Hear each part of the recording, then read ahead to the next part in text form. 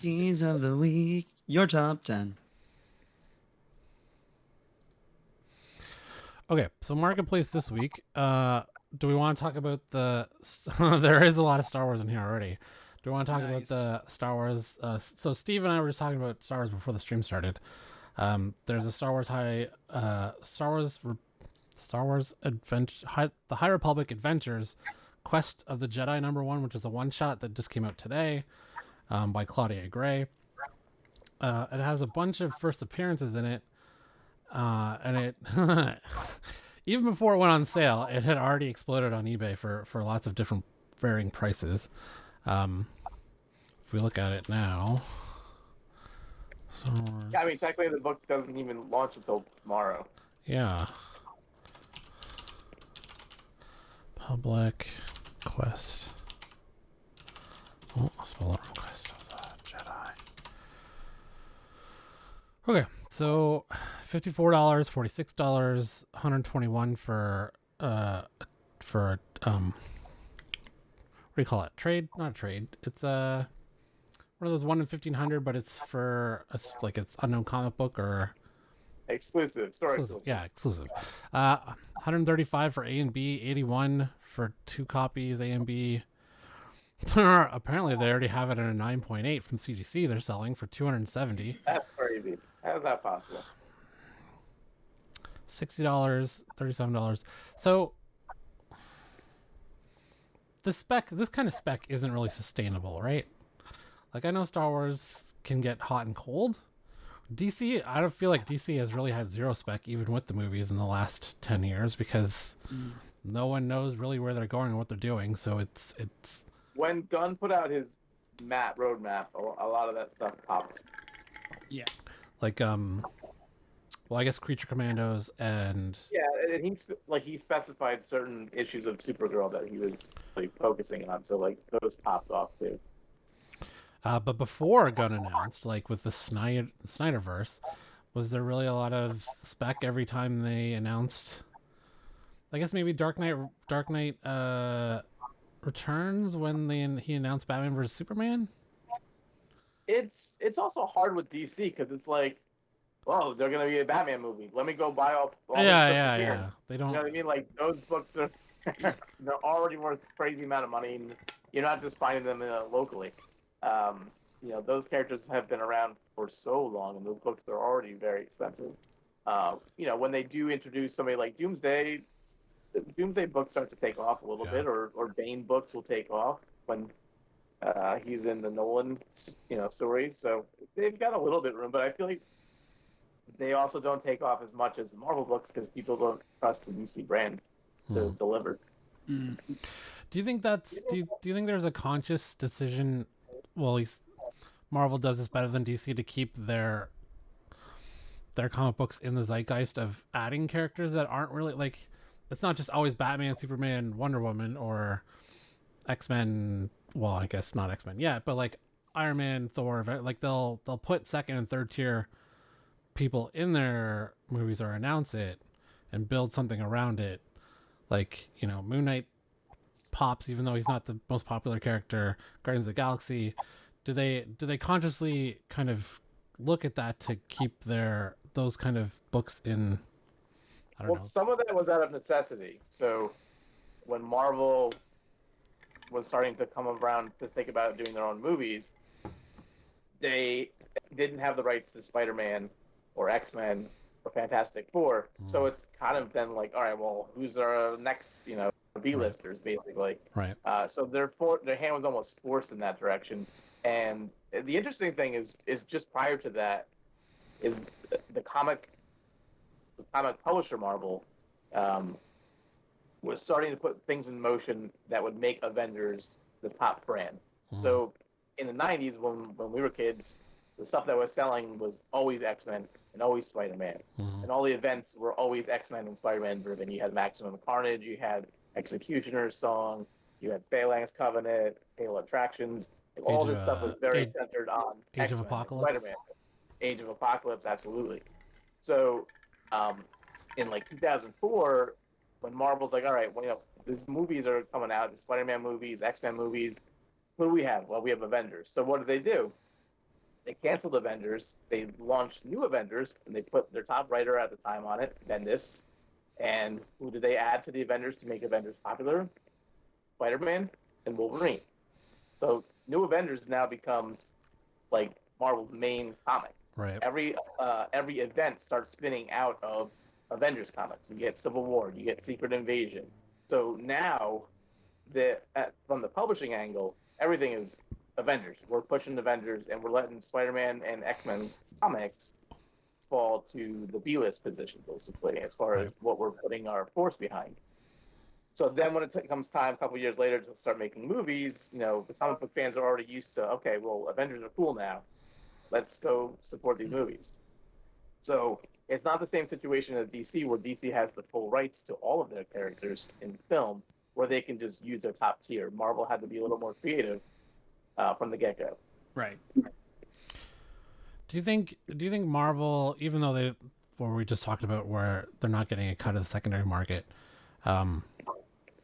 they benefit greatly in other ways by having that secondary market in spec?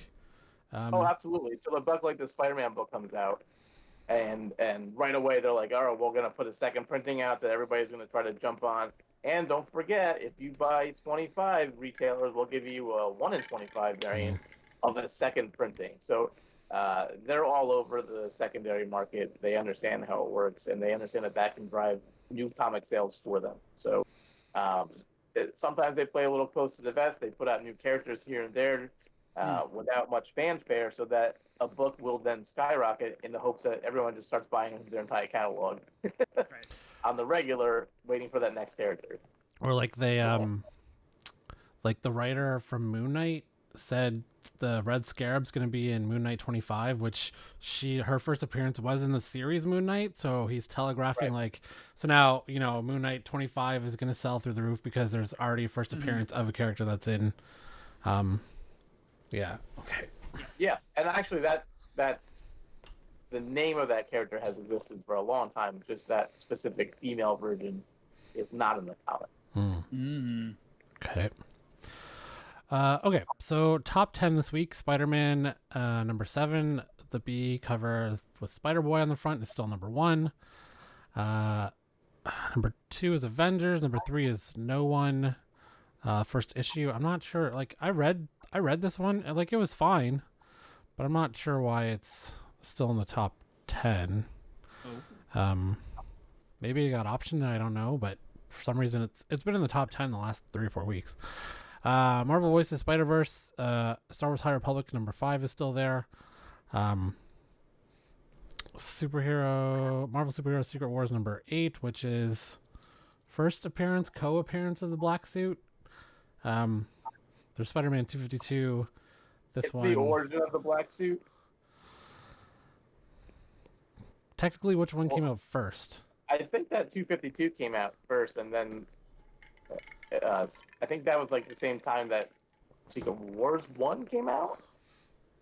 And then by the time I got to Secret Wars 8, I think that we're past that. But let me check. Let me verify my dates there. The other thing is that Avengers Annual 10 there, that is like one of the ugliest covers on a key book. On a key book, first Madeline Pryor. It also says first Rogue. It's the first appearance of Rogue. Yeah. Which is really what's probably driving it. But I mean, that book that's a horrible cover. It's really not attention grabbing at all. So 252 is May of '84. Okay. Wow. And That's crazy. Secret Wars 8 is December of '84. So, did you read like Secret Wars when you were younger? I read it on the Marvel Unlimited app. I think I'm on issue 6. I didn't get to 8. Oh, I'm saying, like, were you reading regular titles at the time, or have you read those titles? In 1984, I was 3 years old. Oh, okay. Good then. So I was reading at a grade 10 level, but just not comics. So those titles, like, at the time when Secret Wars 1 came out, like, in the month prior to that, all the heroes, like, went into this battle arena thing that materialized. Mm. but you didn't. And then like the very next month, they came back out of it, and like things were back to normal, but you didn't know what happened to them. So the Secret Wars miniseries was like the unfurling of what happened to them and why things changed with certain characters in the meantime. Right. So in 252, you see that there's a new black costume, but you don't know where it came from or any of the backstory of it. And finally, in Secret Wars 8, there you understand how Spider-Man came to get the black costume. Is there So also that's why the Secret Wars 8 has a really big draw, even though it's not the first appearance right? of that character. Is there also something with of a that Marvel costume. team up in the black suit being on the cover with Daredevil? Yeah, so that's 141, yeah. And how is that related to this? Marvel team up? No, like, so why is that book also go for a higher price? Because Because all of the books that very next month then had Spider-Man in his black costume. Oh, okay. So that's basically like, oh, the first appearance of Spider-Man's black costume in Marvel Team Up. Right. Yeah. Okay. Star Wars Yoda number 6 is in the top 10. Amazing Spider-Man number 31. Why do we think Gwen Stacy is popping off there? Well, she was in the trailer for Spider-Verse. She's in the Spider-Verse number 2 as maybe that's why? that makes sense. But like, what wouldn't you'd think Ultimate Fallout 4 would be up there too? Yeah. A very good minus is $300. Wow. CGC 4.0 $400. 2.5 $280. Well, like, why isn't Edge of Spider-Verse 2 on there? It just seems odd. Doctor Strange is now in the top 10, number 12. So that's the first appearance of a character that's supposed to be in the Agatha TV show. Lila, Queen of the Gypsies. Oh, you gotta be careful of gypsies. Queen of the Gypsies. And World Tree number 1. Is this the misprint that's in the top 10 or just or the redone? That looks like the misprint.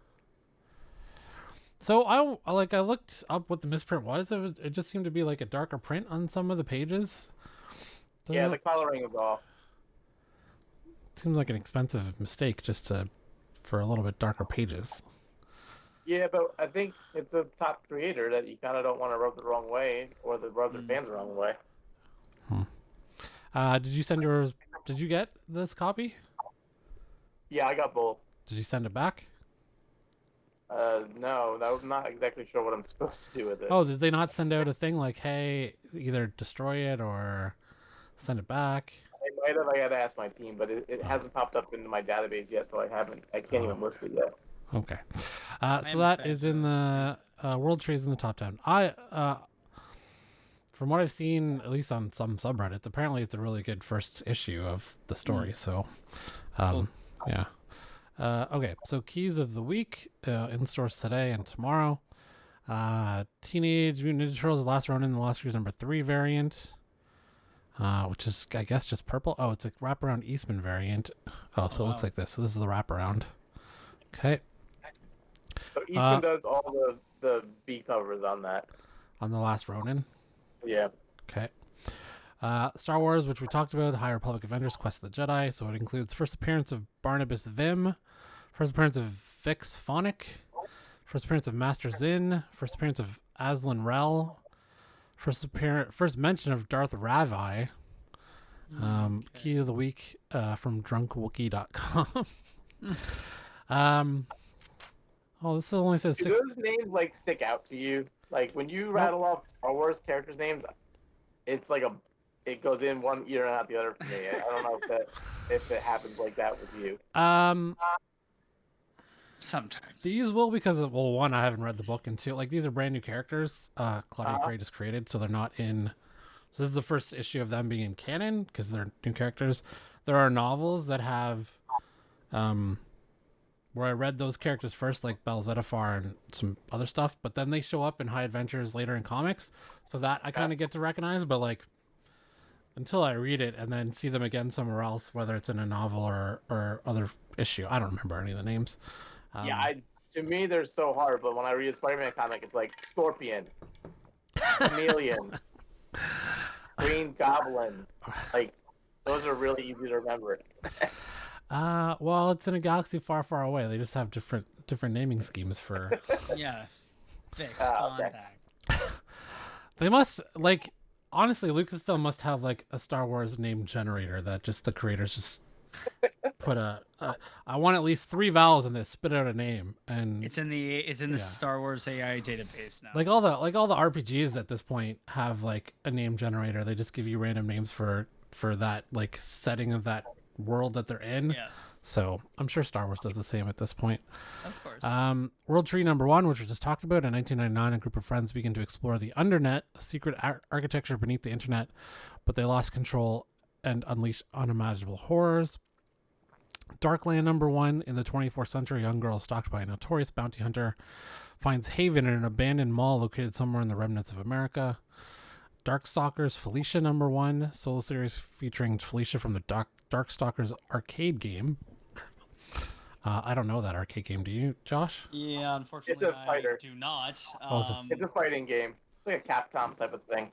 Oh, is it? Okay. Oh, okay. Deep Cuts number 1, in 1917, New Orleans, the city's bustling red light district. A young clarinet player lands a job with his hero, but he'll soon discover there's more to the music business than playing the right notes. Unstoppable Doom Patrol number 2, first appearance of the Worm, a member of Doom Patrol. Alien number 1 is getting launched again for the third Alien series. That Doom Patrol book has a glow-in-the-dark variant. Dope. I love glow-in-the-dark covers. That's cool. That's not it. That's not it. It's Okay. not that one, but that's a cool cover too. That one's sick. DC has a really excellent line of variants. I think that DC does a lot more cardstock variants. Yeah, they're than cardstock variants. They get Marvel some does. top-notch creators on there, and they look really nice. Alien number 1, a premiere of the third Alien series, where scientists discover an unknown organism on an icy moon. Marvel Tales. That's a really cool cover, that Aliens book. It's so cool looking. Yeah, it is cool. I've enjoyed both Alien and Predator since Marvel took it over. I'm behind on Alien, but the first series of the relaunch was really good. I know there's an Alien TV series coming from Noah Hawley, who did Legion. Not sure if it's going to be based on any of the comics, but we'll see. Marvel Tales Miracle Man number 1, 120-page one-shot of classic Miracle Man stories. Wow. Sins of Sinister. Are they going to be Alan Moore stories? No, I don't. Is Marvel even allowed to do that anymore? Or yeah, they can publish them. He's asked them not to credit him as the writer. Oh, so then he doesn't want the paycheck either, I guess, or the royalties. I don't know. Not sure. As much as I have his Swamp Thing run and it's great, and I guess I just don't get why he gets so angry at the adaptations that he signs off on. I get League of Extraordinary Gentlemen was terrible, and I'm sure he should be mad at that one. But I mean, what are some of the other V for Vendetta? The movie was really good. Yeah, Watchmen was well done too. Yeah. Eva, did you watch the TV series Watchmen? No, but that's not quite an adaptation. That's kind of just taking those characters and running with them. That that was very good too. But very. Yeah, I don't know why he gets so mad. Sins of Sinister Dominion number 1, Sins of Sinister year 1000 timeline conclusion, and Star Wars Darth Vader Black, White, and Red number 1. It's a super sick cover. There are some very cool and expensive variants of this coming out. This is the 1 in 100. Oh. Which Steve has no interest in whatsoever. But the black. John. It's not. Is that Alex Ross? Looks nice. It's party looking. Yeah, I like the black, white, and red stories. Wolverine had some good ones. The Elektra had some good ones. I'm not sure I ever finished the Moon Knight ones, but Hmm. the Deadpool ones were good too. So yeah, That's cool. Okay, so those are your keys of the week in stores today and tomorrow. Probably not the Nice. probably not the Star Wars. That's sold out everywhere unless you want to pay big bucks.